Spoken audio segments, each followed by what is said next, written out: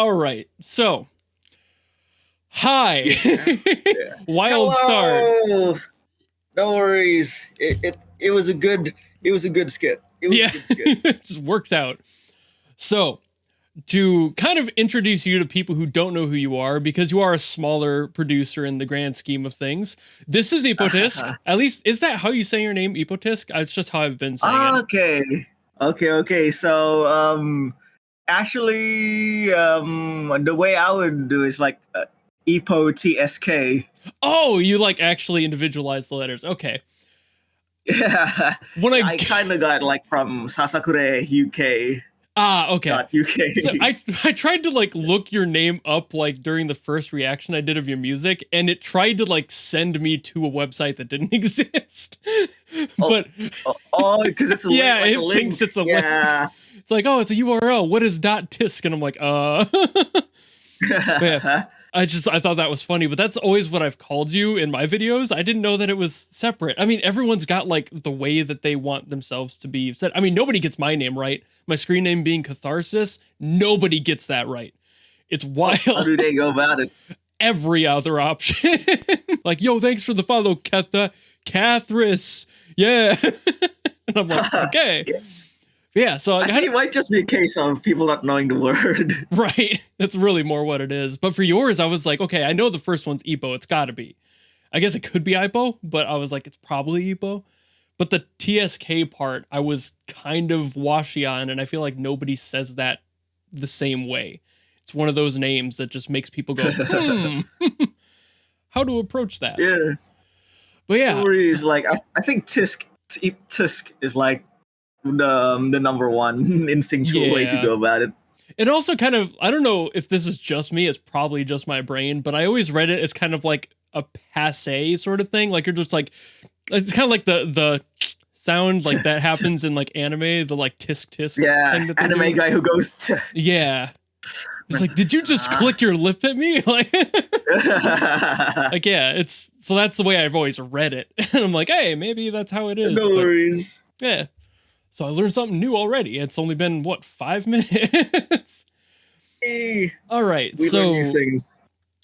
I have a lot of personal questions for you, but I kind of want to start, as I usually do, with, like, you, with your, like, general start of being a musician, how that became a thing. Okay. So, like, start from the beginning as much as you can, and, like, walk us through what you are now and how you became to be. Okay, my whole life story. Pretty much, I mean, as a musician, at least. We'll get to the art stuff too, because I really want to talk about that. But that's just me. Okay. Nice. Okay, so about that, actually, like, I did art and became kind of known for art way earlier than I did for music. Yeah, I did dig into your like YouTube channel and saw like your early speed paints and stuff, and I'm just like, oh, hey. I love, by the way, that your earliest videos were like Windows XP. I was like, hell yeah, that's a vibe right there. Yeah, and that was definitely like the way I started, because like I've been drawing since I was like a kid, and then I kept on doing it all throughout school, to a point where like I was able to build kind of like a following with like my artwork, because I did it regularly enough. And apparently I also ended up developing a style that people liked, which I'm also happy with. Big agree. I try, like, just, I mean, look at my profile picture. It's your work. Yeah. That's literally a picture I took of the Bochi one that I got in the mail. Yeah, that's still one of my most popular stuff, and it blew out almost overnight. It was scary almost. Yeah, God, that, like, same way with my YouTube stuff. Like when that just showed up, like I did an Attack on Titan reaction like 2 years ago, and people showed up overnight, and I'm just like, ah. Where are people coming from? Who are you people? Like I was just so terrified. But it's just, it's cool to have that, but also then it becomes that expectation, and it's like, where do I go from here? How do I live up to that? So I definitely feel that. What is momentum? Yeah, that's scary. That's scary shit. And that was just for your like art stuff then. Like you kind of bolstered into that. You're like, okay, well, here's my art. What happened with the music side? Was that a separate thing? Were you already interested in that? Were you like kind of fiddling around, or did you choose to do that after being in like digital art for a while? Okay, so let me think about it a bit. Okay, so like I did art for a long time. I mainly did it for like as a hobby, like when I'm away from school, at home, or even when I was into college, when I was in between classes and stuff, I would just draw, and then I would start opening commissions and stuff. I also got it. I also started listening to more music, starting from like the day I got out of middle school into high school, and I got heavily into Vocaloid. Vocaloid. As we all did around that age. Yeah, it's a pipeline, and yeah, I really I fell in it at like hyperspeed. I was obsessed immediately. I think I got lucky on the gradual side myself. I binged like the Hall of Fame shit. Oh, like almost. Those were huge. Even in my gradual fall, I was like, I mean, not to like spin this just to me, but I think I started around the like the World Is Mine live stuff, like when that first happened in like, like 2011. And I'm just like, yo. And then like I saw how good the live stuff was. I was like, yo. And from there, I got live shit's even crazier. Yeah, like just knowing that there were people out there making these songs, and I thought it was like all professional producers, not like people who made fan songs and then those became official songs in some cases. And I'm like, what the hell? It didn't even occur to me at the time there were people making that stuff. You thought it was like the robot side, like, oh, it's all like it's Miku. She's doing it. Something invented this, but I don't know what. Yeah. It was crazy. But the music was so good. Especially like, maybe Jin, like Kagero Project.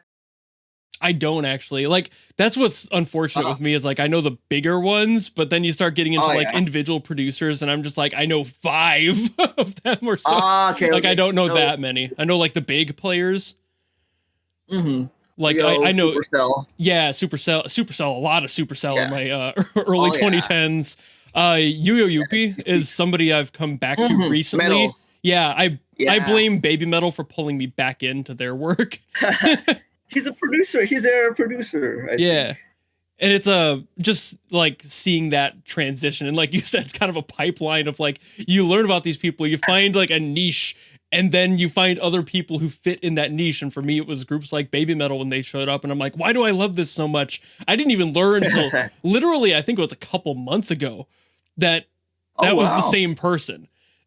Like I was doing a reaction of a Yo-Yo Yuppie song, and I looked into them. I'm like, wait, they've produced so many of my favorites of Baby Metal. Oh my god! Weird. How far does this pipeline go? Right. Like that? How many directions? How much of my life has secretly been vocal? Am I one? Am I a Vocaloid? Always has been. But yeah, always has been. So like you started way back there, like at the beginning of like that kind of showing up in the internet zeitgeist to a degree. Kinda like 2000. Also, I also got in like 2011-ish. Yeah, so that's weird hearing somebody else who got it at the same time I did. I know so many people who were like either just way younger than me and by default learned later, or they're like older than me and don't know what the hell it is. There's like the window of about 3 or 4 years where you're like, oh yeah, I know. I think I would fall around like the older side of like the generation. Yeah, we like K-pop and J-pop stars, like we're Gen 1, Gen 2 Vocaloid fans. Yeah, they are waves to that shit. Yeah, and I'm definitely like I was a fan, but I don't know if I would call myself like a fan, which is like why I'm more limited on my general knowledge of it. I didn't like fall down the rabbit hole so much. I just saw a couple of songs I liked and kind of cherry picked my little collection I had. But in the grand scheme of all the other music I listened to at that time, it was like 5%. So I wouldn't call it maybe it's like a more like a bystander to the scene. It was all around you, and you had no choice but to. I was like the guy who couldn't afford a ticket and was like outside the fence, like, yeah, you. Go team! You're right. You just hear like a really dissonant, yeah. Yeah, can't help but root for them. And yeah, that's like Vocaloid was basically my start into being more interested about music, wanting to make music. This kind of leans into a question that I was going to ask, but also Sen Poppy had from my members list. He wanted to know any personal inspirations you had. And I'm kind of feeling that too, because like your genre, if I can just go on a mild tangent, is so like, it's like a loose Midwest emo, and I'm from the United States Midwest, so I live that vibe. So like, that's probably why it connects so much to me. But also it's not exactly that. Like there's gotta be some like personal inspirations in your life, the music you listen to aside from Vocaloid, that have like shaped this like kind of unique variant of rock that you got going on. Like it's definitely a you style. Even the songs like this is also an art style thing. It probably plays into that, but like all of your music, I went back and listened to like the first stuff and I was like, even this had kind of that loose Midwest emo vibe. Like, where did you learn that? What are your inspirations? Like, where did this come from? That is a question that I happen to get asked a lot. And whenever that happens, I have to pull up some documents that I prepared. Got like 5 pages of like, I know, like this band and this band and this. Something like that. I also have like a very specific list of like artists that I really get inspired by, and I really wish more people would like recognize them as well.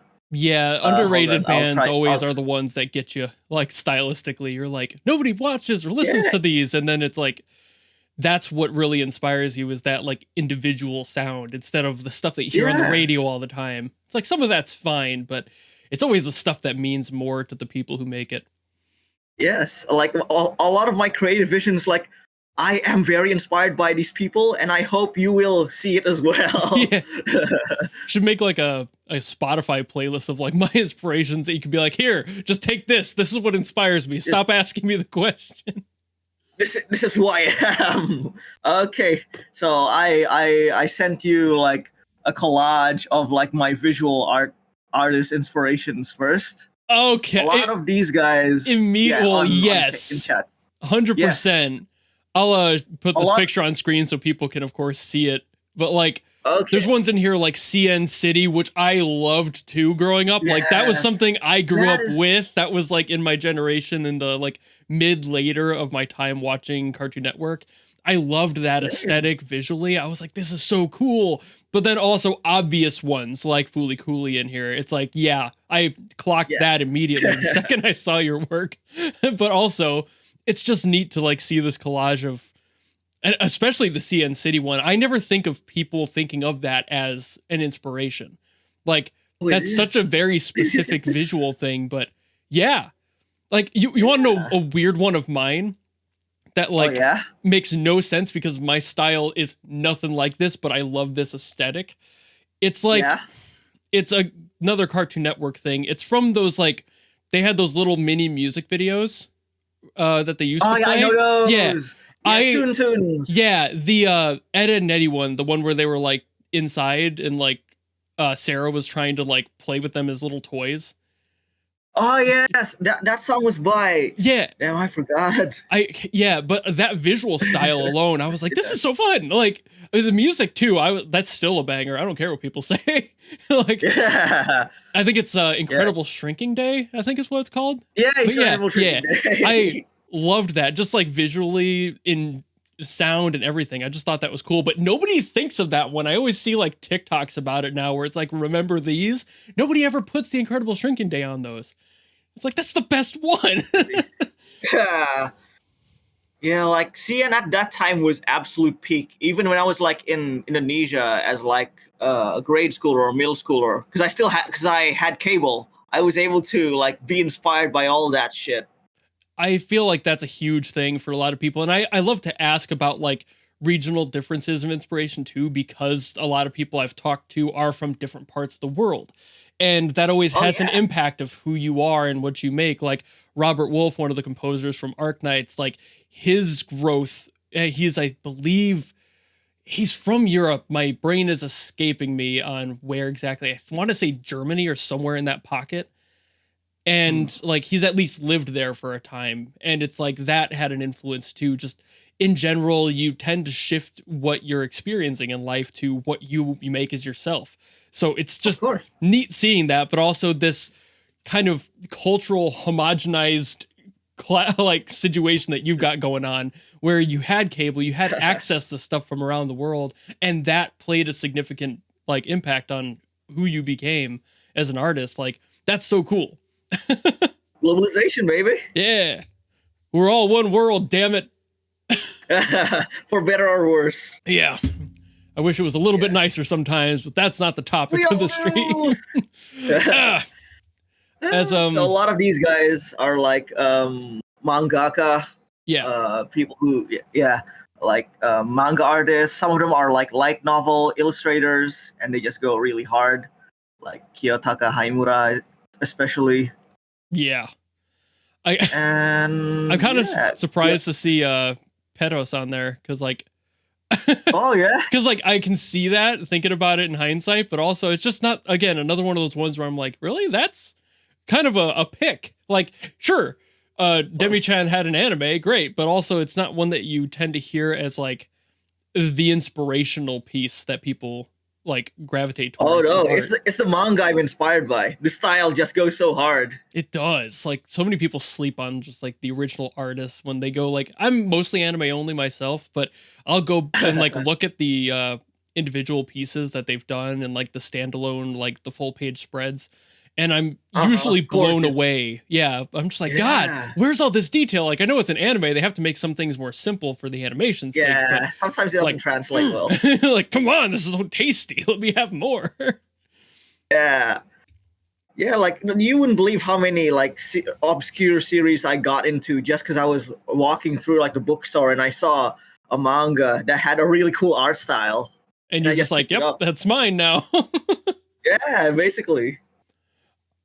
That is so cool. I'm still kind of reeling about the CN City inclusion on that though, just because like that's so personal to me in such a weird way. I did not expect that to be there. It's so good. It really is an inspiration. Like Gumball that came after it. Yeah, more like 3D.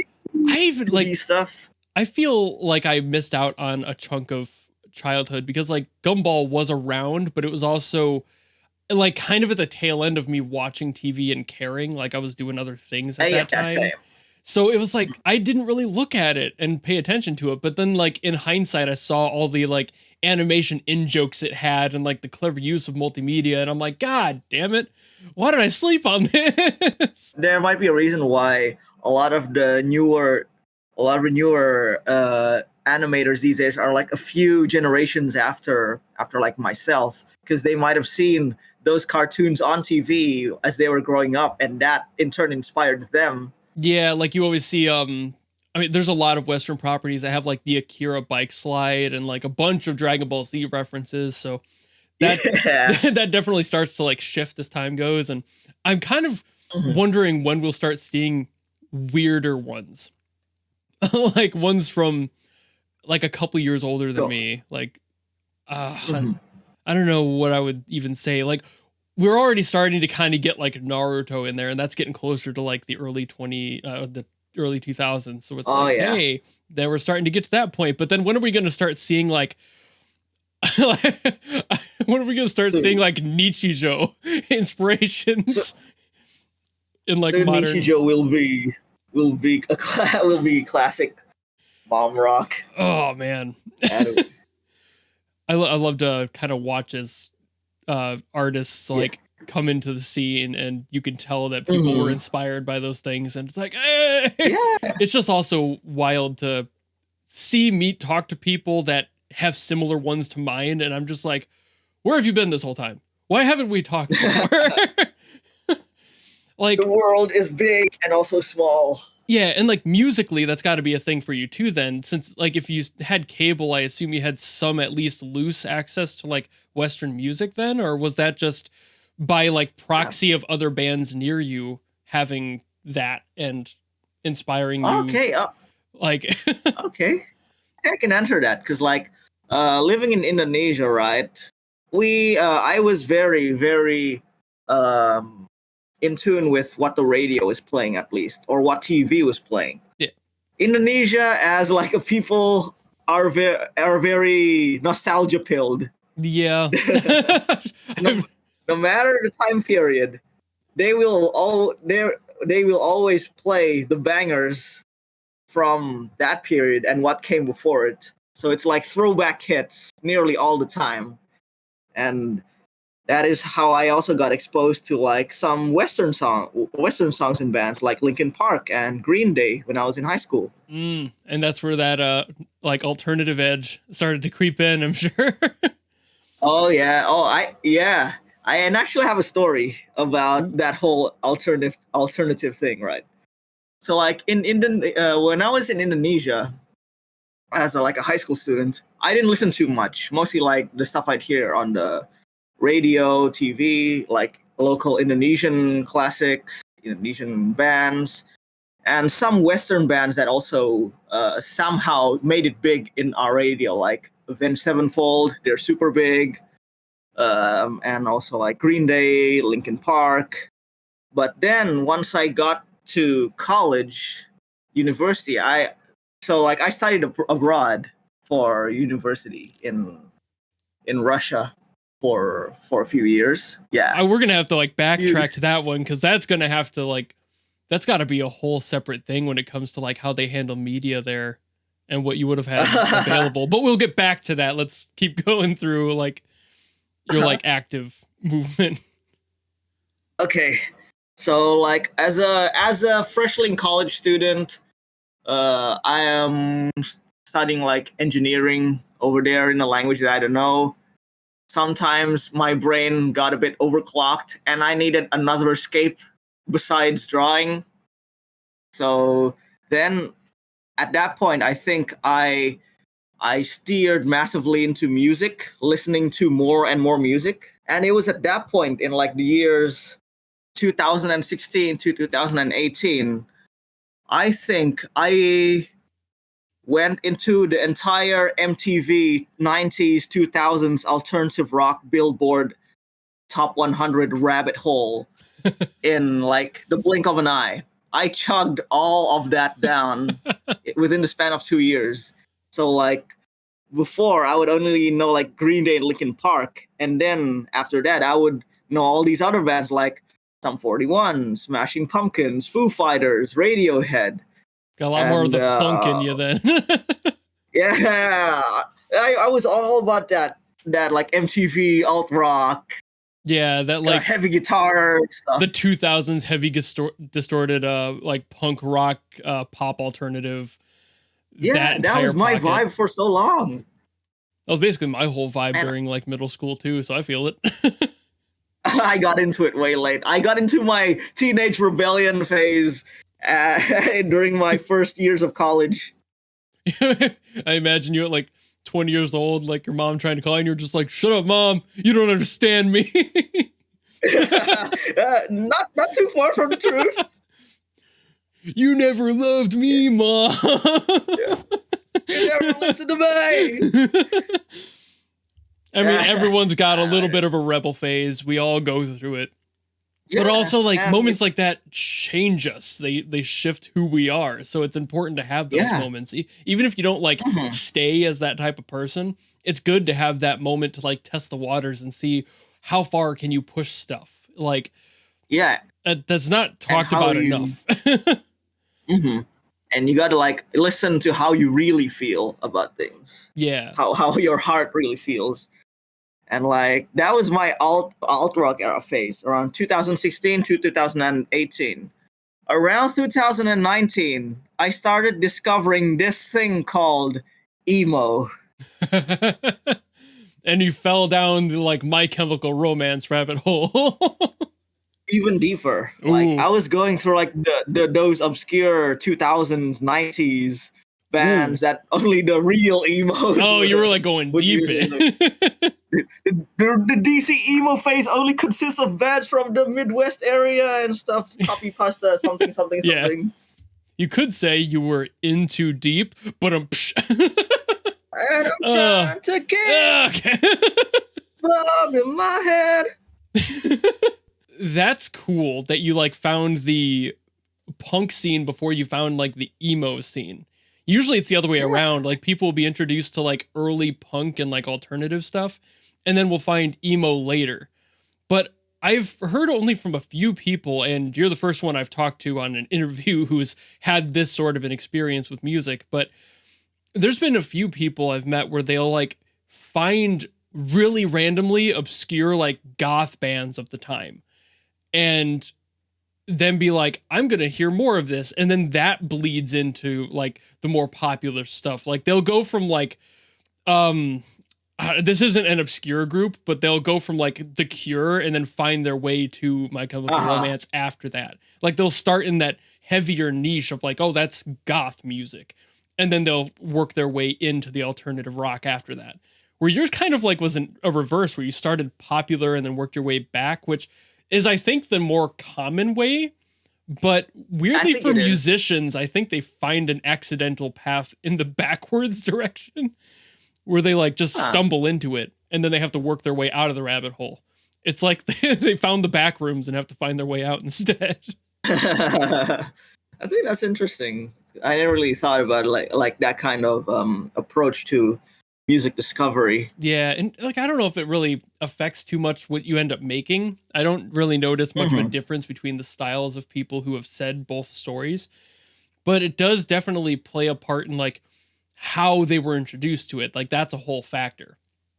So that's kind of neat too, just to have that option of like finding those random things and maybe that discovery, that random CD you found stuffed underneath your cool uncle's chair or something, and you're just like, whoa, what is this? And he's like, let me tell you a story. Tell all your kids. Like, yeah, I was in a band once, and then you find I'll play it in this evil band, son.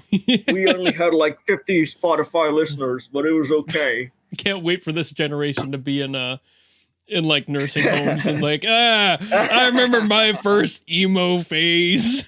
Your first phase. I remember my first SoundCloud repost. Oh man. That's I don't really think that has any real like leveling of who you end up becoming as a musician, but it's just neat to see that that's like a difference for people. That mostly I see musicians taking that road of randomly finding something and then crawling out of the rabbit hole instead of the other way around. Usually, because like I imagine like in their case, they see something new, fresh, and interesting, and then they want to like, oh, where can I find more of this? Oh, it turns out it's this thing called ska. Yeah, okay. And then they do what you do with manga. They do that with music.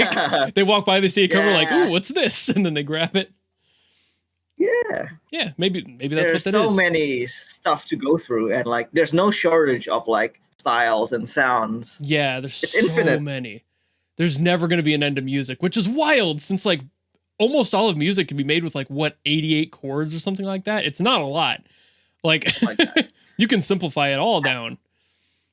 But it's like then you think of music as a whole like that, and you're like, good Lord, the creativity to be able to make stuff sound so unique outside of that extremely small pool of options. It's neat. I love music. That's why I'm here. Back to the Russia thing. Was there like because I don't know how they were when you were going through there. Obviously, they've had kind of some slippery slope moments in how they handle their media and how they handle the outside, stuff like that. Was there like basically like a blackout moment for you where like you had this inspiration, you went to that college and then had basically none of that? Or was it not as restrictive as most people think? During my time, at least around like 2014, 2002, 2020, I don't think it was as restrictive as like American media makes it out to be. Yeah. Like I could say it's in some ways it's almost similar to like our Indonesian media. Okay. Where it's just like you can find it, it's just not the first place to look. Because like if we want to find something from Indonesia, we have to go to Indonesian sites, and then that's assuming you can read them. And even though you have page translation, it's not perfect. Yada yada. Yeah. Okay. Like I've never been one that's really drank the Kool-Aid on thinking that Russia, like as a whole, has been like, oh, we're shutting everyone out. I mean, obviously there's aspects of that for sure, but they are. Same thing like, with China. So it's like, and it's not like they're completely shutting it out. My entire current career is based off of what they've exported in media. So it's not like they're hiding it. Yeah. But it's like, that's cool. So it's like, I wasn't entirely sure how aggressive it was, since there is so much of that, frankly, misinformation and sliding information of how that works in the world. No, not at all. I feel like during my time, I became a musician in Russia. That's one of the wildest places to become a musician too. It's just like, man, when I get out of here, the world's gonna see me. I think a lot of people find that in college anyway. Just like the whole, when I get out of here, wait for me, world. I'm ready. Hope you're ready for me. Like college was one of the times and places where I could just do fucking whatever, as long as I also handled my end of the bargain, which is studying and like attending the programs. Yeah, but C's get degrees, and I want to do shows. Was that a thing too? Actually, since you were like getting into music, did you say like solo produce stuff and just working on yourself, or did you find like people to jam with and like try to do a band thing while you were there?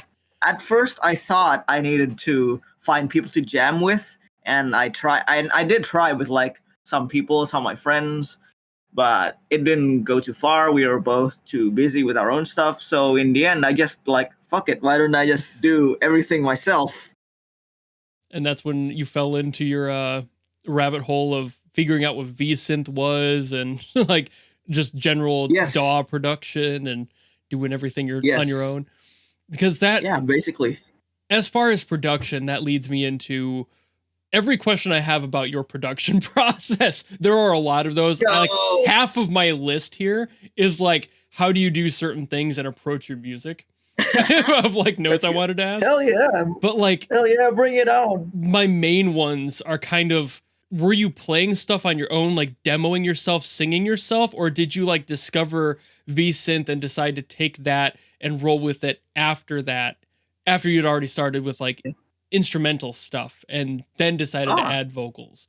Or like, like how did that work? I guess we could start there. So like my main frame of work was like Vocaloid producers and the stuff I listened to from them. So my first order of business was to figure out how they did the stuff that they did. So first I started off with the DAW, like FL Studio. We all started from from FL Studio. Even I had FL Studio, totally legally, by the way. yeah, totally. Everyone had it totally legally. No Keegans here. Never heard of them. Yeah, and like I would, there were barely any internet tutorials for that program at the time, so I just wung everything. I winged everything. Yeah. After FL Studio, I went with Vocaloid, and I tried to figure out how it worked. And it took me a while, but I think I was able to figure out the workflow. But the problem is, it was all Japanese. The voices were all Japanese. Yeah. And I was not studying Japanese. I was studying Russian. Just sitting here staring at the screen like, yeah.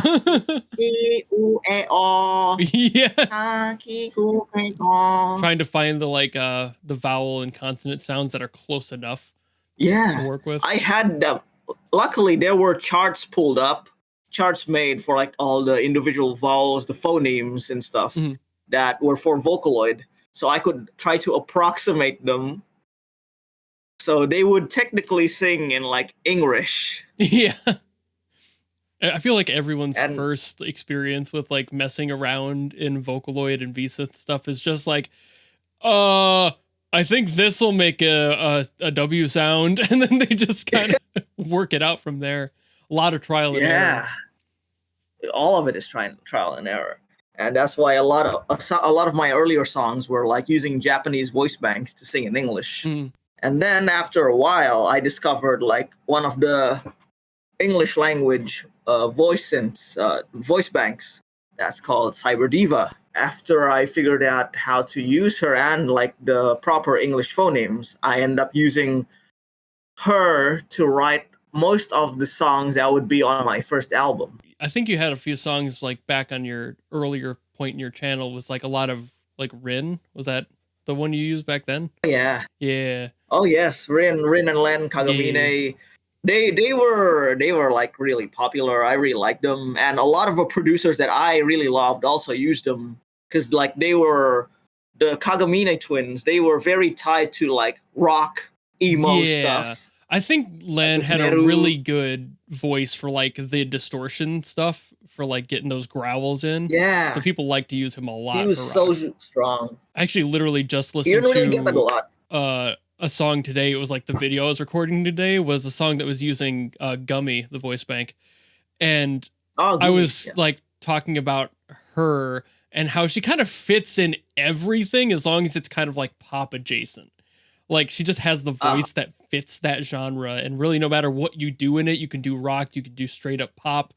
She just kind of works. She has this power to her that feels like she can just hit any note up in that range and not be distorted. It's a very clean sound if you want it to be.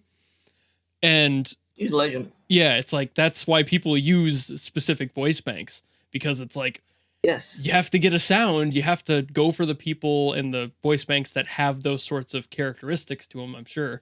Not that, like, I'm talking about this like I've ever worked with one. I've literally never opened up, but I've heard so much of it. You got the philosophy down. Yeah, it's like I get it in concept and theory, and I've considered trying to mess with it in the past, but it was also way too much for like my 14-year-old self to want to deal with, so I did not bother with it. But yeah, I've definitely noticed that like certain songs that want to get certain vibes, they go for certain people. It's just like you would use as a person. You get people who sound good in certain situations. Yeah, like as long as they have the vibe you're looking for, you use them. I think a lot of people underestimate that. They just find they see it as just like a box that people randomly blindly pull one out of, and they're like, "This is mine." Or or God forbid, AI generated out of nowhere. God, because like I know that's a thing a lot of people are doing now is like trying to let AI tune Vocaloids, and I've only ever heard very iffy results out of that at best, because you can tell when somebody's not tuning it. Like even me, somebody who doesn't know but knows music well enough to just hear that and go, ew. Like you can tell that there's the lack of humanity in it, but when humans do it, they do these little characteristic things that humans do, and that's a good tune. Sometimes people don't do that, but that's usually just the inexperience of it all. But when AI does it and they just leave it to that, there's just no soul there. It's just like anything else artistically. It's just bleh. Yeah, these days I think I do use like the auto tuning a lot for like the bulk of the work, but then in the end I give it a final listen and then like add my own tuning back into the mix, because like I think it really does cut out a lot of like the repetitive work. Yeah, it definitely does. I mean, you could say that about really any editing too, because it's visual editing as well. There's definitely places for AI bits that are like nice to have. Like for example, background removal, doing green screen stuff. Having the ability to just kind of click and let the system figure out where the edges are is always nice. You won't ever find me complaining about that. But there is definitely points where it's like when too far is just letting them do it and not cleaning it up. That's the problem. You got to have a hand in there as a human. Plug and play. It's like, I don't know if AI, as good as I know it'll get someday, I don't know if it'll ever quite capture the love and detail that a person can put in. that like just the individual artist can place into that and add these little characteristics. Yeah. There is always a vibe to like handcrafted, painstaking. It's like note by note. Yeah, because like getting things like objectively correct, like as far as the concept of a Vocaloid goes, it's like sure they'll hit the notes, it'll sound good, but it could sound better if you add little details to make it so. I mean, even stuff like your own vibe. DAWs like Reaper even have like a humanized set for like kind of offsetting things on the piano quantization roll. Yeah, and it's like it just justifies itself, but it's still an algorithmic justification, so it never sounds quite right. So it's you still got to click around a little bit. There's still a place for that. I don't know if we'll get to the point where musically, especially artistically, it's a little bit easier to like just visual art to kind of, I guess, synthesize that like extra detail. But for music, there is such a degree of nitpickiness to producing a song. It's like we're all as artists just a little picky. We're all picky bitches. We gotta be like, I don't know if that sounds right. We tweak it a bit. Especially like if we are very digital based, we're like very reliant on like digital workflows. If like for drums, right? Like your example, you use what do you use, like an e-kit, or no, you use an acoustic kit, I right? use an acoustic now. I used to use an e-kit, but I moved to acoustic because I missed playing the acoustic. It's kind of just like where I started and where I wanted to return someday. So now that I can, I have, but I cannot deny that it was easier to hide my flaws on an e-kit. But that's exactly it. Flaws are good. Flaws are good. Yeah, it's hard to induce that kind of human flaw when you're using fucking addictive drums too. Right. Without literally what I used. I've been learning that recently. Like you saw my webcam mistake earlier and like me trying to mess with that. I've been trying to get my mix working for that, and it is not going well. I've never been great with mixing, but getting that to work on OBS for a bunch of different songs with different qualities and trying to get that somewhat consistent drum mix to fit is hell and a half. Like mixing drum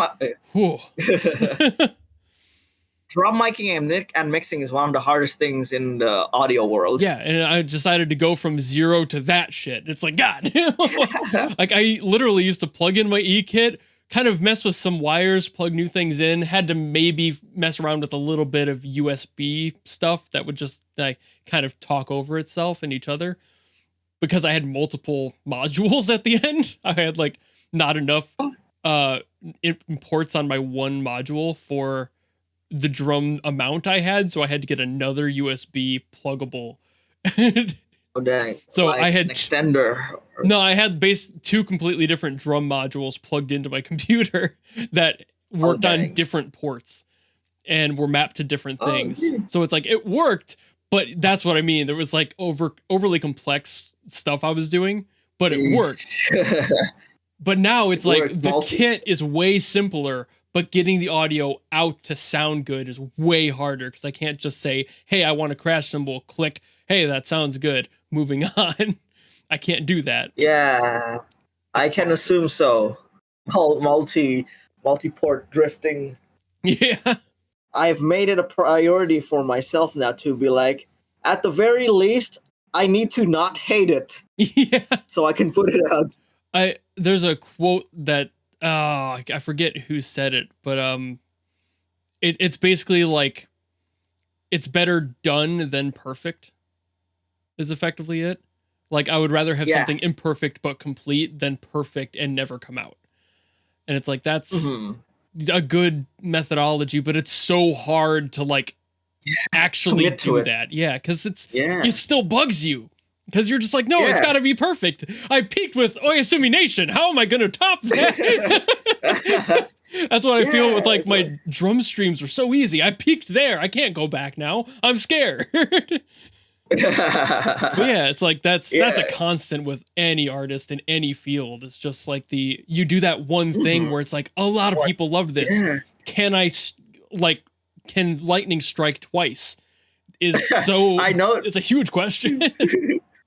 I notice how it's funny that like Oyasumination is always seems to be the pinnacle, whether it's for me, the people who cover it, or the people who talk about it. Right, like that. I think that's just because of view count. Frankly, like if we're being biased about that, it's your most popular one, sure, and that's great. But also, like creatively, that can fuck with your brain a lot. Like it can really put weight on your shoulders. It took me 2 years to put that out. Yeah, it's like, and just to work on that, living through that, and like knowing that your next one, if it doesn't do well enough, is it for you or for them? You have to find that out. Like you have to balance yourself with the expectations of you and the people listening. Like, whew, it's so much. Like struggling with success. Like personally, I think my favorite song of yours has to be Taste the Rain. Like I like Oyasumination, but I think Taste the Rain is better personally. But like that's usually a close second. I want to throw out here a theory that I've got. I think Oyasumination is seen as the pinnacle by people, not exclusively off of just what became popular, but because at a core, and this is going to sound wild me saying this, I think you have constructed a perfect song. Oh yeah? That might be wild to say, but I think you actually managed to like structure out a song that just works no matter who you are, what like walk of life you're from. There is something in that song that is gravitational pull levels of interesting. For some people it might be the story, for some people it might be just the music, the energy it gives off, the vibe. But then I think the sequel to it also added to that afterwards. Like now you have this kind of cinematic universe that you've built within your music. So like that's always an interesting factor too, when you can like tie a sequel back to the original and see that emotional payoff. Like you almost got me to cry with that shit, bro. Like you can't do that just because it's like I feel like I lived through Oyasumination, and then like to go into the second one and to see her kind of working through that is such an emotional toll on people that I don't know if you felt it nearly as much as I'm sure me and a lot of other people did. Like it's a wild feeling. I felt it during the making, honestly. It's just kind of hitting you like, wow, I can't believe I'm doing this. Oh yeah, you talked about like how Oyasumination might have had like the perfect structure in your ears. And it's like not just the ears, but like in the general stuff, like also the story aspect, just as a whole, as a package. It covers so many bases that even if you're not liking one of the factors of it, you can always find something else that's like, I loved this. I think that's because like for this song in particular, it just had everything. It was 5 minutes of everything I could do at the time. You just blew your load on the one song and you're like, I can't do it again. Like that's all I had. Yeah, it's all right now. I don't know why that happens, but like I guess there's a vibe to like unfinished stuff or like pieces of ideas, like the raw essence of like your unfinished idea. And I think would hit stronger than an unfinished piece, maybe. And I think visually, that's what I love about your artwork, because it kind of rides that very thin line of like, this looks sketchy. This looks like it's not quite finished, but you can tell it is. There's definitely like a finality to the way you render, but there's also this sketchiness to it. There's that like graphic, graffiti flair to it that just makes me go, ooh, it's like somebody wrote on my wall. I like it. The thing about that is like, if I were to do all the illustrations in Oyasumination with the same care that I do for my finished gallery pieces, like you would never see the end of it. Oyasumination would never see the light of day. Let's get a little bit more technical with your stuff here. Okay. Oh, so, hell yeah. Since we've already talked about like the inspirations, the voice bank stuff, the stuff that we've liked is just like a general big picture thing. Yeah. How do you tune? Like, what are the tips, tricks of the trade that you've learned? Where did you learn them from, if anywhere? Like, How, Okay. because the way you handle Eleanor Forte especially is just so good. Like I never hear people use her in general, really.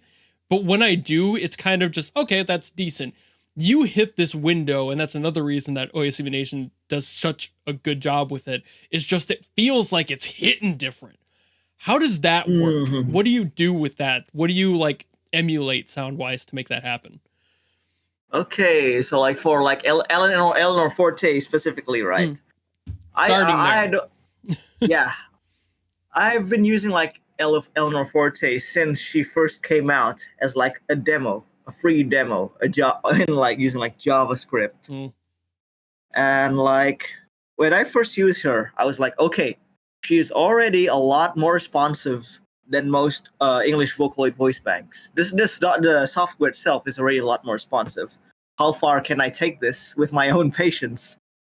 And like since she was a new voice bank, there wasn't really much reference for her to go off besides some few untuned demos. So with that, I tried to tune her the same way I would tune in Vocaloid, which is like splitting the notes and making sure they all lead in and out of each other in a nice melodic way, like the curves between the each note on the key. I try to emphasize those. There's a term for there's like a musical fancy term for it, but it's more like if the play notes were like all of the things, I would go even further and make it go like all of the things. Oh, Something like okay, that. yeah. You're like working with the I don't know the words here either, weirdly. But like you're working with like the active flow of the voice. You're just kind of using your brain, basically. You're listening. You're paying Yeah, attention. like yeah.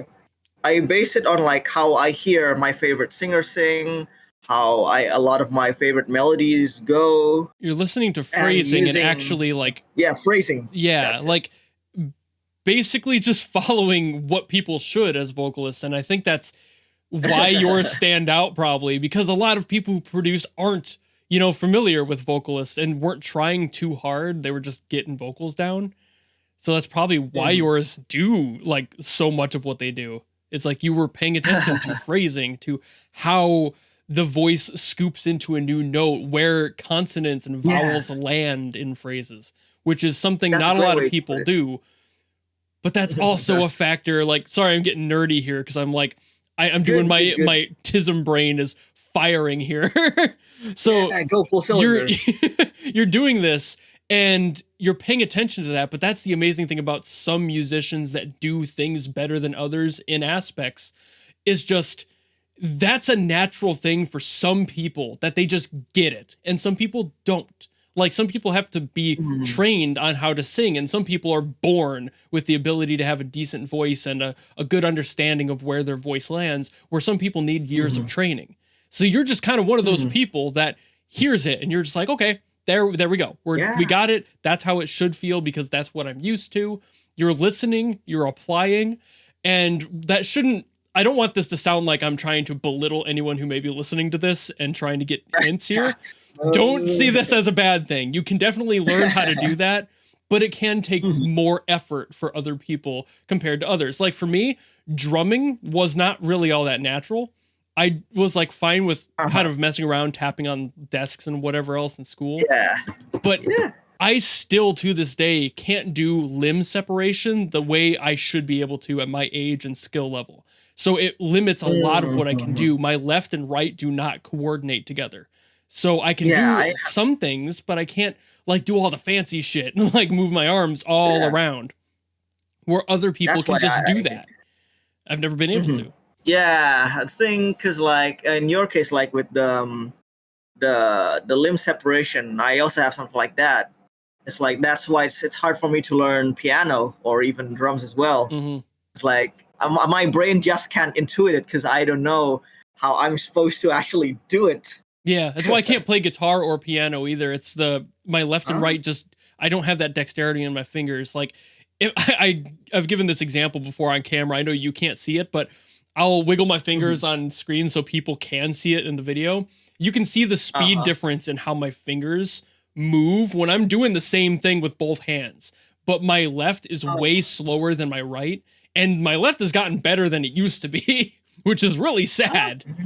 But it's still like, it's a muscle. And some people are gifted in certain ways that they don't need to train that muscle. Just like you had the ear to be able to hear what was going on in vocals, where other people would make V-synth stuff and not really get why it doesn't sound good, and then have to train themselves to figure that out. So that makes a lot of sense now. You just got lucky. That's your secret. All you got to do is be born with it. It's easy.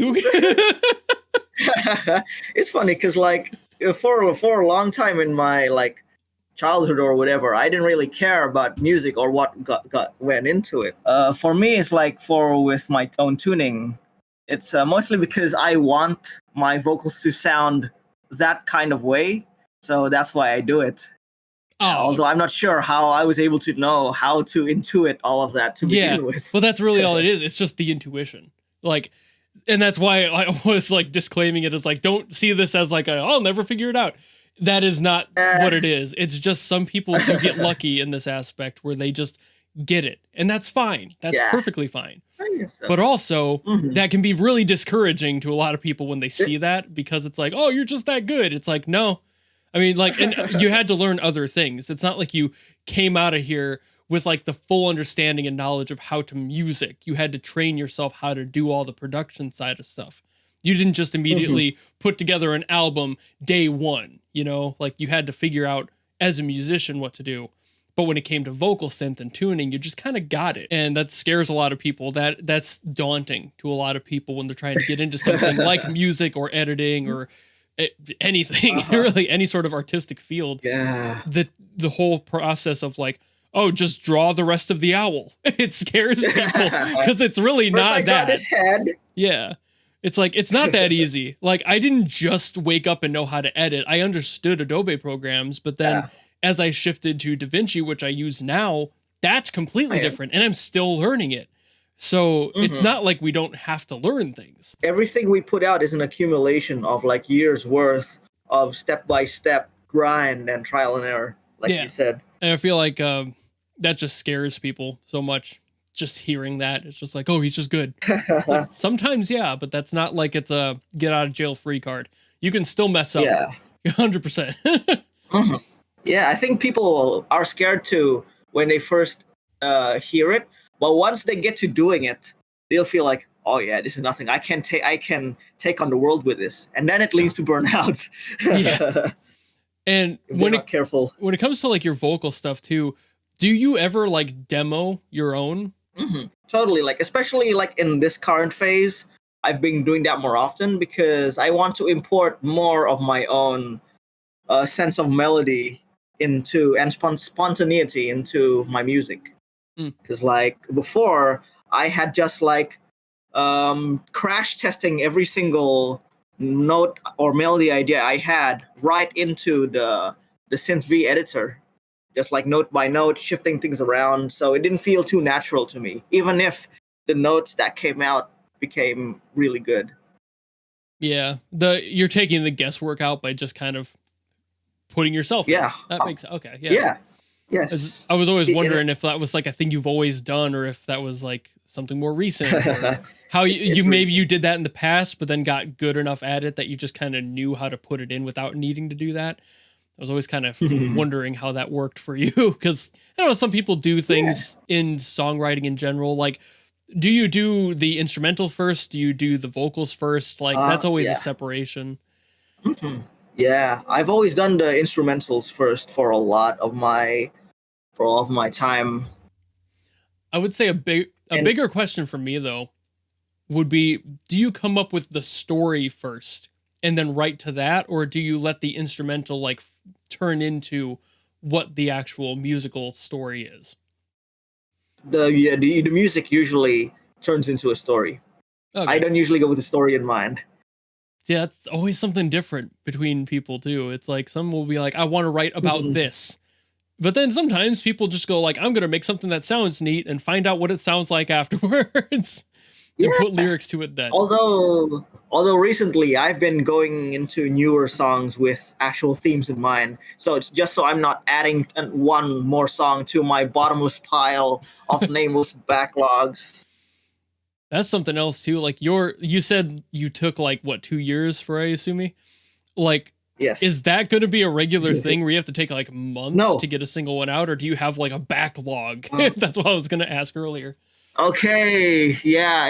In this case, I do have some backlogs. I have like at least 3 MVs with songs that are almost done that I want to put out. But like I still need to finish one of them first, and after that, I will put it out. Ooh. An interview exclusive. Yeah, look out for it. I mean, I was assuming, just given your recent pattern, that seemed to be it, like maybe a couple of months between. But also, I know some people will just be like, I'm writing an album right now. I'll see you in a year. Like, no, I do not. I cannot have that kind of like speed. Yeah. Some people are just nuts with it. Like, those people scare me. Like when we were talking about those people who are just skilled but also have cranked through so much music that they just know what they want. Those are the people I'm scared of. Because like they've just done this so much. Like, I mean, when I was talking with Adam Gubman, who's done the Arknight stuff for years, and he was like, I was talking with him about music stuff that he's done, and I was asking him questions specific to music as a general concept. And he just pulls up his keyboard and starts going, okay, that would be like a G minor, blah, blah, blah. And it just started going. I'm like, yo, chill. Like, people who are just so good. Yeah, like that is a musician. That is somebody who knows. Like, they can all do that. Like, you're the reason I don't have a job. That's their life. Right. It's like, I've got a kit. I've got microphones. I could record the drums, but there's definitely somebody out there who knows how to read drum, like, sheet music that I can't really. I know it, but I can't like sight read that stuff. And there are people who go out like cruise ship drummers, for example. Weird example here. But there are drummers that will almost exclusively go on cruise ship circuits and play on those bands because they're super good at that. Yeah, that's where all the big moolah goes in, those cruise gigs. That's where those like drummers who went to Berkeley go, like the people who learned their instrument. And can approach it from any angle. Yeah, I actually like maybe heard from like some musicians friends that a lot of them make their livings on like wedding gigs. Yeah, it's like we're musicians, but we're like the bargain bin musicians compared to people like that. But also like there's always a place for people like us too, who are a little bit more scrappy, because that's a whole vibe in itself. That's why I like your genre. It feels fresh. It doesn't feel overly produced. It feels like when I hear your stuff, and when I was like first hearing it, it gave me the vibe of like being in the underground sort of music venue where you're just like watching. Oh, and, basement. Yeah, very like Boshi the Rock, K-On! It's like, oh, look at these people just doing what they love. Maybe not being perfect, but you can tell that they love it. And that was the vibe I got from yours. It's just like, out of body experience. I was like standing, like watching this happen on a stage, and I'm like, that's such a cool vibe to get. I've always wanted to be able to like perform on stage, but like I have several problems. One of them being I don't have a band. I only play guitars, and the other problem, all of my songs are Vocaloid. True. Voice synth. That's it. I kind of joked about this in my Discord a few times, I think. But if you ever make it to the States and play a convention or something, if that ever happens, hit me up. I'll play the drums. I know half of your like songs already. Oh hell yeah! We'll be a 21 Pilot situation. Yeah, you can find someone. I'll take up vocals or something. Yeah. I've been meaning to just take vocal stems and be like, play this. Right. I've also been like meaning to like try leaning more into my own vocals, my own abilities as a singer. Yeah. And that's always like a scary thing too when you've been doing the same thing, especially in Vocaloid for so long, where like people are like, I don't know if I like this guy anymore. He sounds different. It's like, it wasn't me to first place. What the hell you mean? Yeah. You only like me for the things I do. When did this cute anime girl become a guy? It's like, I don't think you understand what was going on.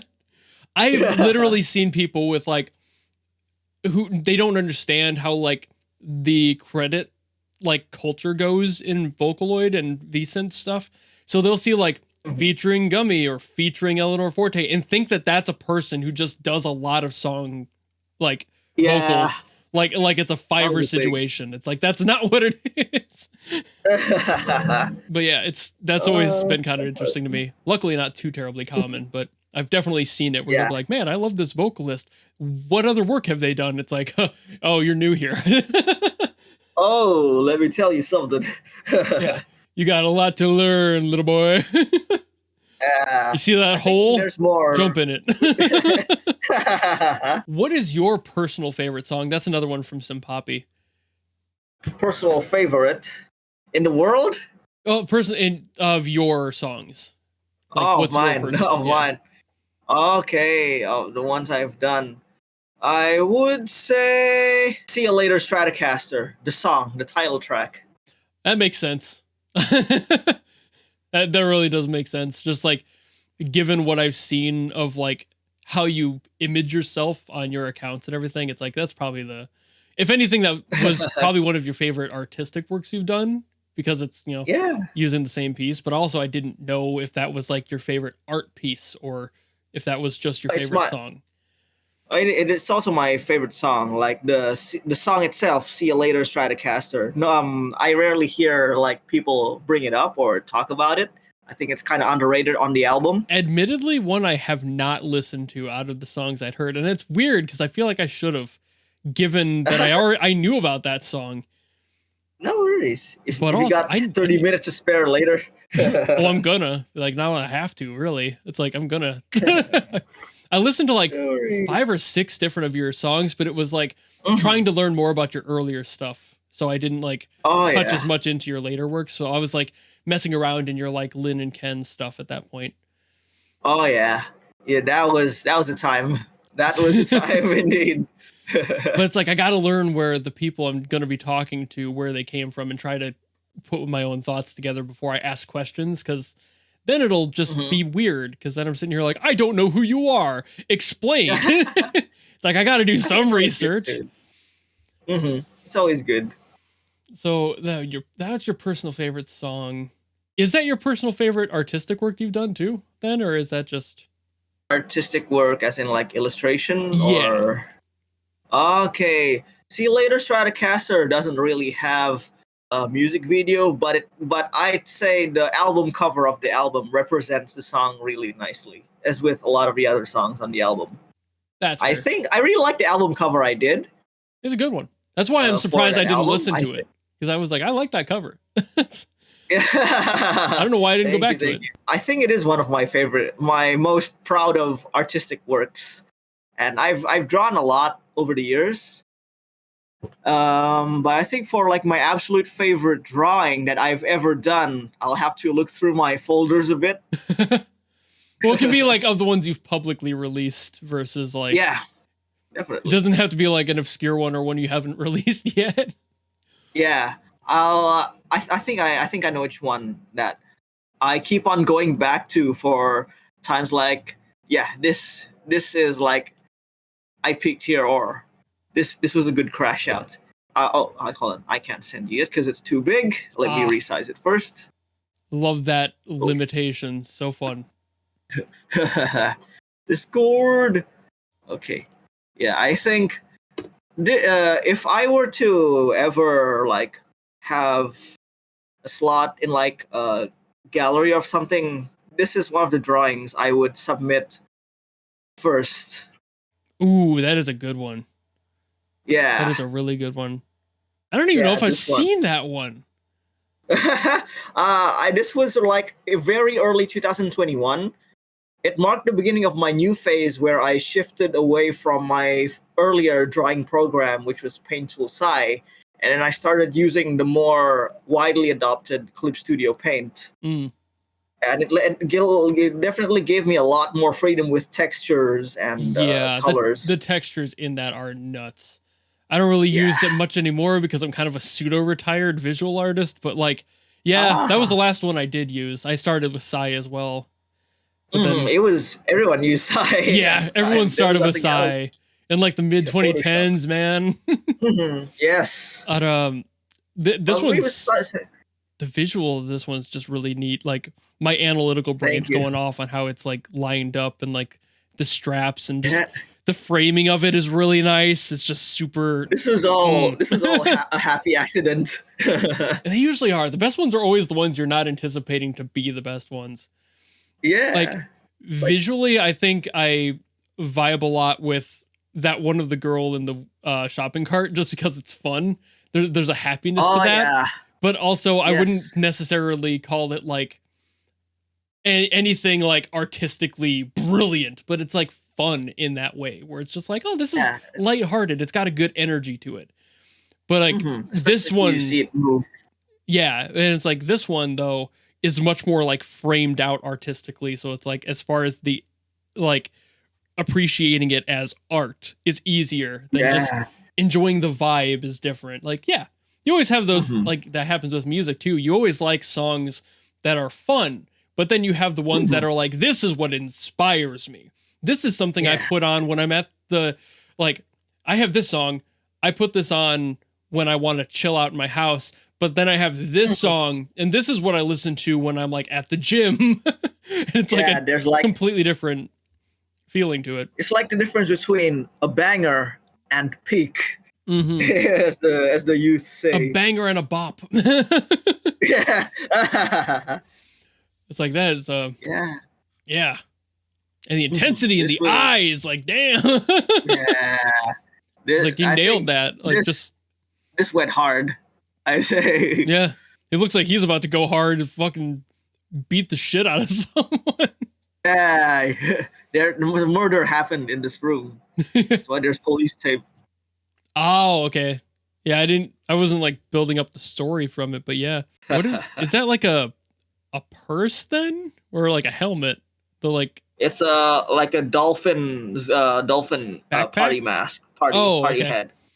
I was like, what's the zipper on there? Like I'm not used to seeing zippers on like headwear, but also I could see it. Yeah.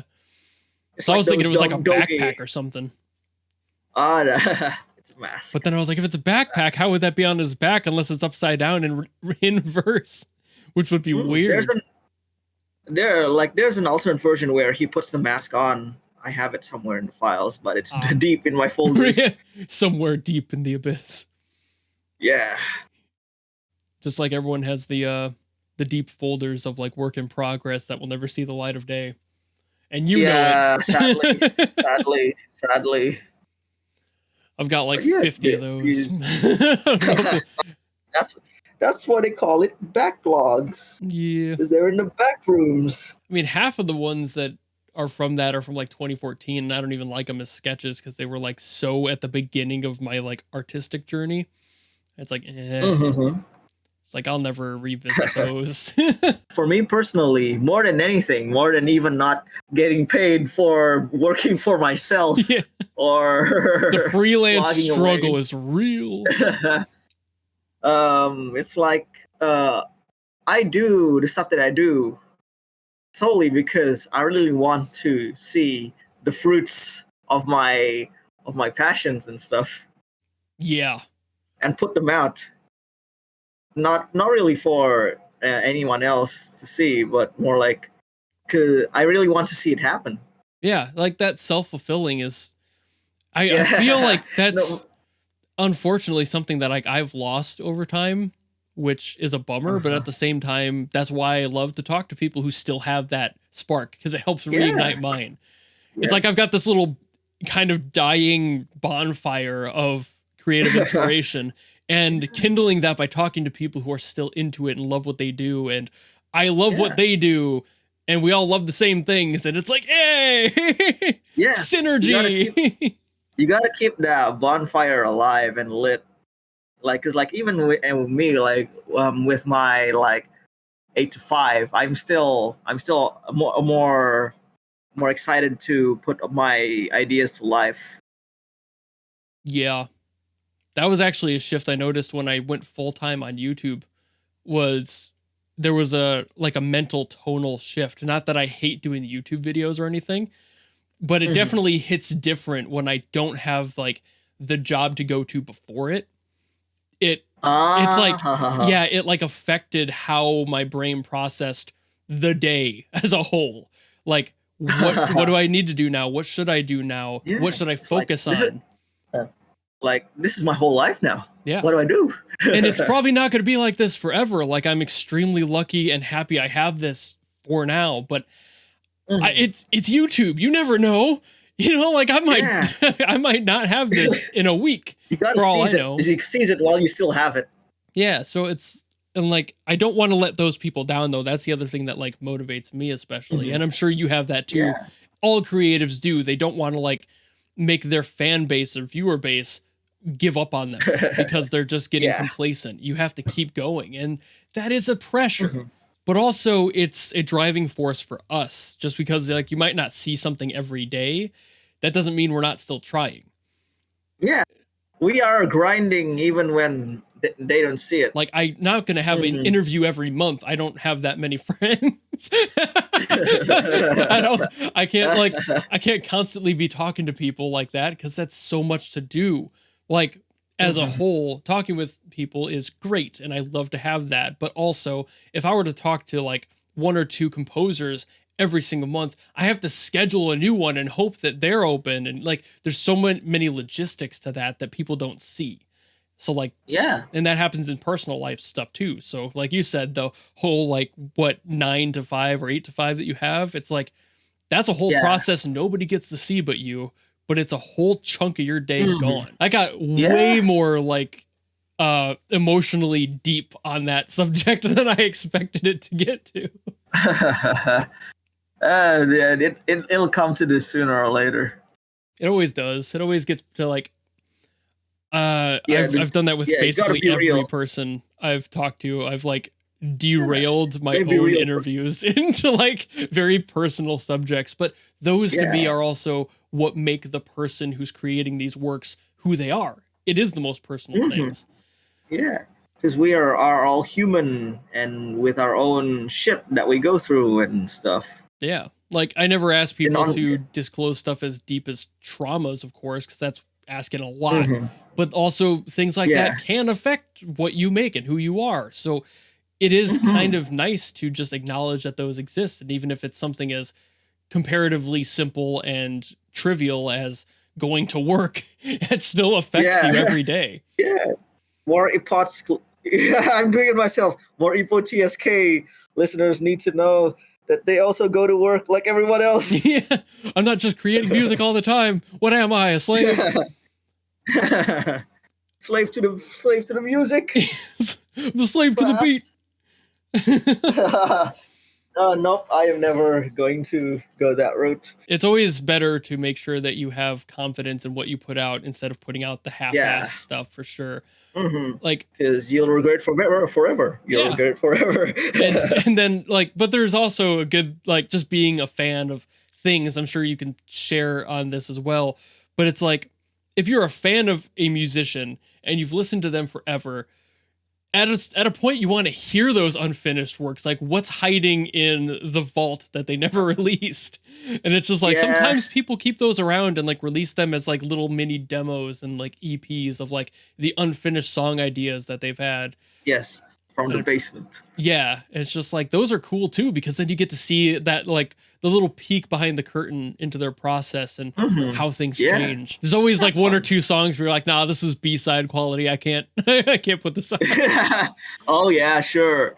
Definitely. I was literally talking with somebody about that, I think yesterday, about just like, as far as music goes, it's just like, your goal is to put out, I think the question was posited of like, what's better, putting out one great song, or no, it was do you put your best song first in the album or the best song last in the album?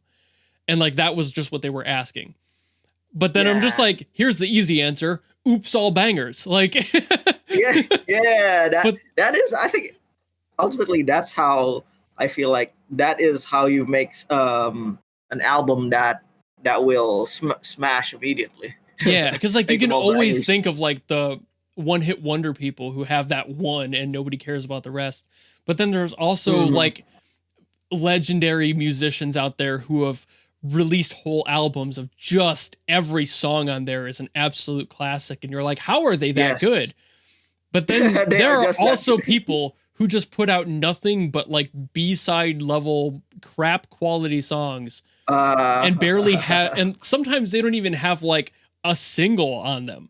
Like they're just straight up like, our last album got us famous, now listen to our second one, and it's total ass.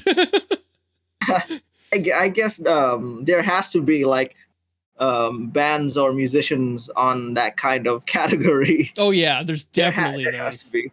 Yeah. Otherwise, they need to exist. They need to exist. We wouldn't have groups out there that literally like, that's kind of what the one hit wonder thing happens, where it's like you get that one really popular song and nobody cares about the rest of them. I mean, deep cuts. Let's be real. Blur song 2. Like that's it.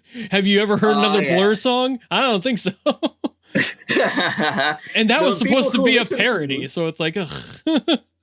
Yeah, the people who listen to Blur would be the type of people who would be very into Blur. Yeah, and it's like you see a Blur concert and they're all like, play song 2, play song 2. And it's just like that's their lives now. And that's kind of sad. But then you have people who know that they're one-hit wonders and lean into it. And then that's kind of wholesome in a way, where they're like, hell, this pays my bills. I'll play it. Let's go. Yeah. Hell yeah. Like one of my like inspiring figures was like, there was this 80s R&B guy called Gregory Abbott. Ooh, yeah. He used to be like a teacher at a university, but then he tried dipping his toes in the music industry. So he put out an album and a song. It became a massive banger. He collected his checks and went back to teaching. Sometimes that's all you got to do, right? I want to have at least my creative life for myself. Yeah. I mean, like, and if you do sign a label or something down the line, at least make sure to read it with a lawyer. That's what this is all coming out to. Make sure you're not selling your soul if you decide to get into music. Yes. Especially with in this era, especially like talent, or at least like the people who sign with these companies, they're treated more like commodities than ever before. Yeah, especially in like the pop and idol scenes too. It's like, that's all it is. It's just like you are a showpiece, and I don't love that vibe. And with the advent of like AI trading and that stuff, you are all a product for their algorithms and stuff. Right. Even stuff like boiling it down to things like fantasy football, you could even say that too, where it's just like, it's a fantasy team, but like the people who are in the leagues now are effectively a trading card that you can bet on. And that's wild. Like the fact that you can just be like, I want this person, and if they win, I get money. And it's like, what the hell? Where did that come from? That's such a wild, like, a corner of the market that people can just be like, I'm turning these humans into an entertainment piece beyond what they signed up for. I knew a bit about like sports, professional sports betting, but this fantasy football is just like some fever dream. Right. Like I almost understand professional betting because it's like all tied into the main thing. But then like now you have groups like FanDuel, which is like a whole different thing where it's like, that used to be an independent thing, but is now like owned by the companies that run the other official ones. So it's barely fantasy anymore. You're basically just betting on other people. I don't partake in that crap. I don't care about sports, but it's also like you're just finding other ways to legalize gambling, and it's weird.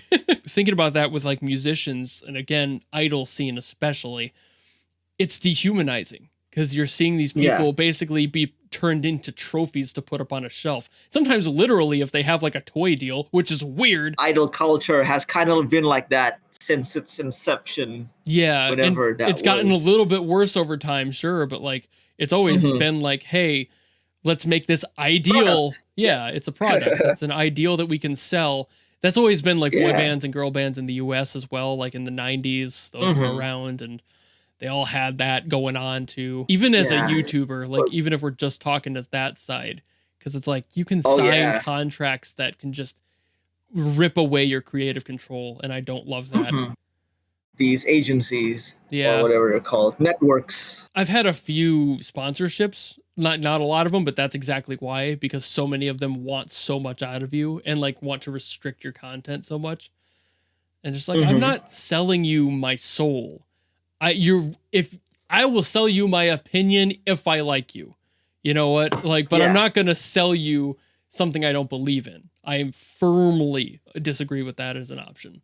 But so many things in this world are that now. And it's like, God, where's the creativity like gone? Where's the freedom? Tying this all back to your work is something that I love about your work, is that it's not that. It doesn't feel like that. It's nitty, it's gritty, it's there, and it just feels real.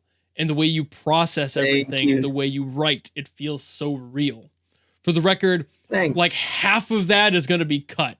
Because a lot of what we just talked about probably going to be cut. I cannot subject myself to that. Yeah. But thank you. That really means a lot. That it checks all those boxes for you.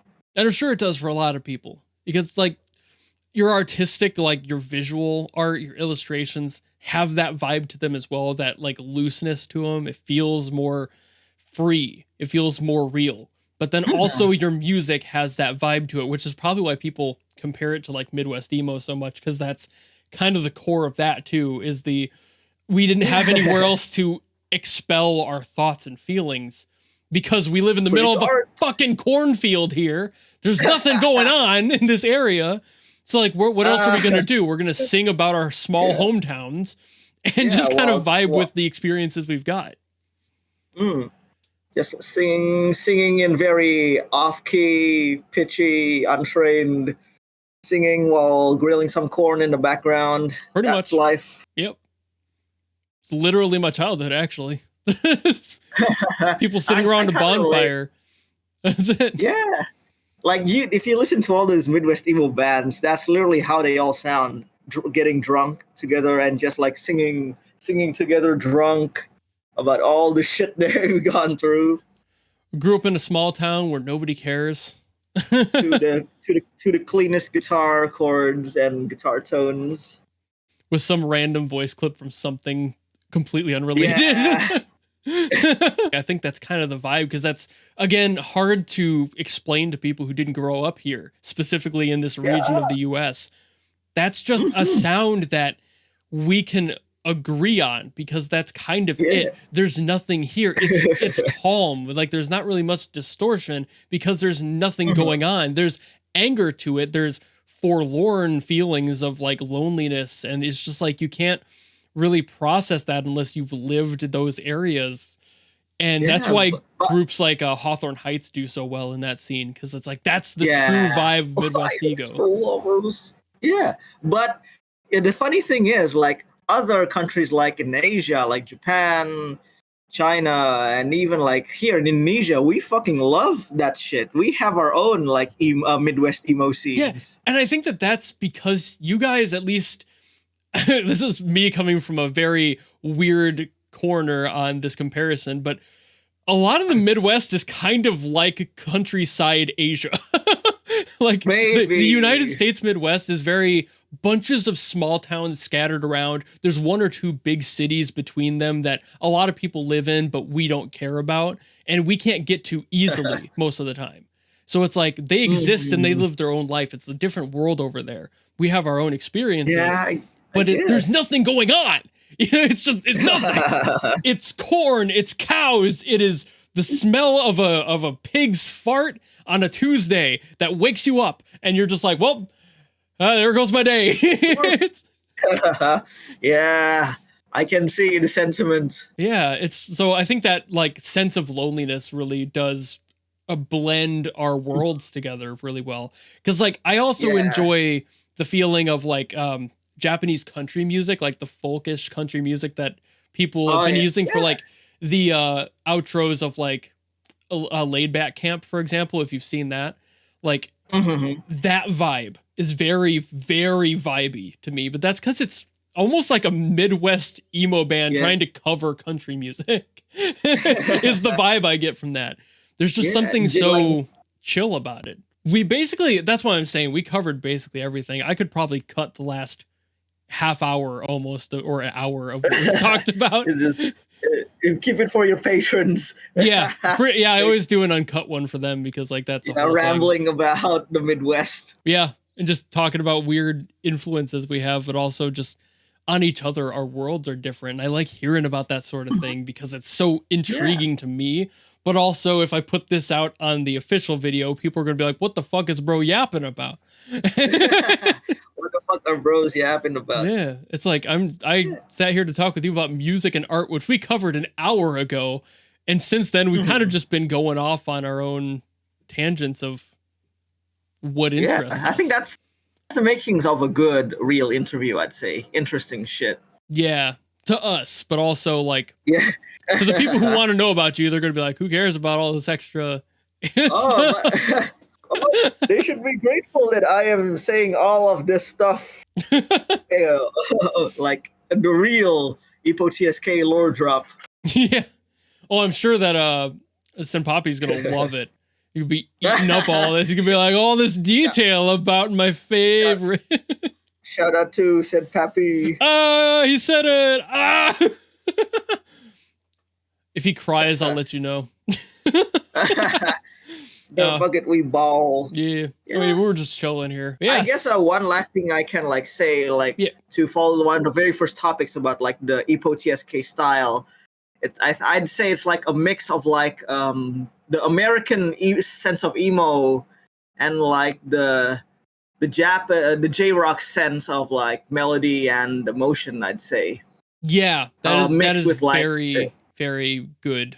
That's a very good mix. Yeah. Mixed with like an Indonesian understanding of life. Which again, as we just talked about, which might be cut from the full version, a lot of similarities between Midwest emo and like Asia in general. Their country life is strangely... A lot of overlaps. I have been saying this for years. Nobody understands, but that's because nobody comes from these areas and it knows. And no one listens. Can confirm official Midwest born and raised, and then official Indonesia born and raised. We can kind of agree that the vibes are similar. The vibes, the musical language that they use overlaps a lot between like Midwest emo and like J-rock. It converges in so many ways, but from different starting points, and that's what really makes it so interesting to me as like a music enjoyer. I think that's why a lot of people love groups like One OK Rock as well, like especially their early stuff. Their early stuff was very like emo coded, like emo punk, and it's like, okay, I like that vibe. I appreciate it. More recently, they've kind of gotten more poppy, but I don't hate that either. It's just like, initially they were definitely more of like that like punk emo feel. And it's just like, okay, I see where this is going, but I also like that that's popular elsewhere in the world and isn't just like stuck in our area. For at least for like One OK Rock, I know they had a phase when they were like signed to Fueled by Ramen that they consciously started sounding more like American rock bands of that time as well. That's more like what I remember, like when I first heard them. It was like The Beginning and like Clock Strikes. Like, no, that was a bit before that. That was still. Oh, was that still indie? I thought that was. Maybe they have those uploaded. They were major, but still in Japan before they went full American. Oh, I'm thinking Fueled by Ramen was more of like the Taking Off, like that era. Yeah. Which I do love that song, and I definitely see the vibes there. But I think even then, their earlier stuff than that, like The Beginning, had kind of that like true punky feel to it that I really liked. Yeah, like Sleeping with Sirens, Pierce the Veil. Yeah. But then also ones like Stand Out Fit In that were in like that Americanized Feel by Ramen feel. Definitely. Felt very much to me like the vibe of Midwest emo. Like not quite exactly. It was more ballady, but the message of it was very much that. We have that sensibility here. That's what most Midwest emo is about. The inability to fit in, but also being stuck in a place where you kind of have to, or you feel you have to. Yeah. I think like a lot of Japanese lyrics also overlap with that kind of sentiment as well. Yeah, especially a lot of anime intro stuff like definitely has that. But that might just be the fact that shonen is bled all across the world and nobody wants to admit it. Like we're all edgy boys at one point, so we can all agree on that vibe. That is true, and we cannot escape it. It's part of who we are. Right. Fundamental. It's just like that's why I love music from around the world and every genre and every culture, because it's like it sounds stereotypical as hell to say this, but it's what brings us together. Like the truth of that is that we all have very similar lives that we don't really get the chance to explore too much because it's hard to actually personally experience the other cultures and to reach them and to feel what they actually feel. But the fact that we all live in our own locations and still manage to do that musically is one of my favorite things about humanity. The cross-pollination of like sounds and influences. Yeah, that go beyond borders and ocean. I love talking about that on like when I'm talking about a lot of Genshin Impact's songs when I do videos on their work. A lot of the time they blend cultures together to like make the sound for a new region. And it's like that's how music works though. They would like something would be shipped across from like India or Asia or like somewhere over in the Far East would be shipped into Africa, and then they took inspiration from that. And then as that moved upwards into like Europe, you get a different sound from that by the time it's done traveling there. It could have taken hundreds of years for that transition to happen. So you get stuff like bamboo flutes eventually turning into classical flutes. And it's like, that's wild. that just happens sometimes. That kind of like a synthesis of those cultures and eras. That's what you live for in music. So it's like, I love talking about that, and like that homogenized the world we lived in. And like now it's so much easier to do that. It's so much quicker. But the fact that it still happens even when we're not aware of it is what I love. It's like, I didn't know that those were your actual inspirations, but I felt them. And that's why I liked your music. But also, it's like, that's visually, I didn't know that you got Cartoon Network over there. Like, I didn't know how far that went. So like to see that CN City was a huge visual inspiration for you is why it took me by storm when I saw that. Because I'm like, whoa, of all things. A lot of kids who had access to that sort of medium like cable grew up with and probably also got inspired by. Yeah. And just, we don't get the information that would clue us into that easily. It's not like we can always talk to you guys. It's just like, what are the odds of randomly meeting somebody from another country like that? Now it's obviously a lot easier with how the world is, but especially in the era of CN City being popular, we weren't even thinking about that. We were so young, we didn't even process that people across the world could access that. I wouldn't think so. Yeah.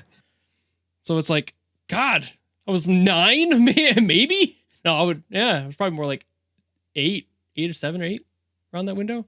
CN City was a weird like blip in my childhood. I don't remember much from that era. Yeah, but we can truly appreciate it even more as adults looking inward, looking in retrospect at just how peak it is as a concept, because all of the clips are uploaded to YouTube and we can like revisit them and appreciate all the things that we might have missed. Yeah, it's like we never would have gotten that otherwise, but also again, we would have never understood that was something at that age that other people in the world had access to and were watching as well. The fact that the world comes together accidentally in little ways like that are what make this so cool to do. And why I love talking to people like this. But yeah, I mean, that basically wraps things up then. I mean, we've been talking for 2 hours. I'm sure this is going to be edited down heavily from our yapping. But Man. Thank you. Yeah. Thank you for likewise willing to sit too. Here and tell me about your inspirations and go on such a deep rabbit hole in multiple directions with me, which I always do. And I always feel bad about it. It's always an honor for me. It's always an honor. It's a pleasure. I hope a lot of people get something out of this too, even if it's not like an interest in the way that like certain musical tastes are done, but maybe they'll get something out of the artistic side in general, like the illustrations and seeing what those inspirations are and processing. We talked about a lot of stuff with inspiration as a whole, so I'm sure a lot of that will stay in, but man, it's always cool talking to people, but it's also always hard to end these calls. This has been Thank you for having me. ippo.tsk. I've learned. Thank you, Mr. Catharsis. Never. That's my father. Oh, Mr. Catharsis is my father. That's my father. All right. Thank you again, though. Thank you for sticking around for so long to talk to me. Have a great day. You too. See you later. Take care always.